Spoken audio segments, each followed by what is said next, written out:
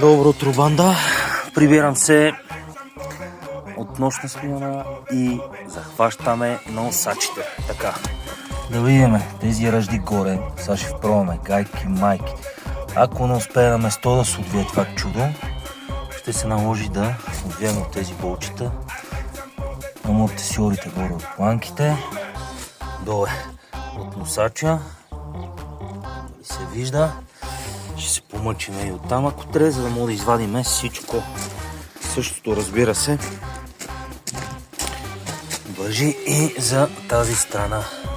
Виждате колко са ръждиви. По принцип, в един момент ще се сменят. Искам да сложа B6 или B8 амортисьори. Виждам, че има налични. Проверявал съм.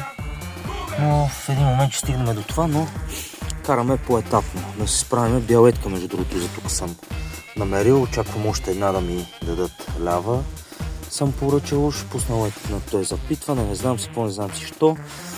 Ще предстои в последствие смяна на тези щанги и разбира се, ще дойде момент, в който ще сменим и тези тампони на носачите. Но за момента изчакваме. Сега действаме по шенкелите. Ето ги шенкелите, новите тампончета, новите лагери. Всичко е на място сложено. За ламарините съм пуснал запитване. Пък да видим какво ще стане. Хубав и успешен ден на всички.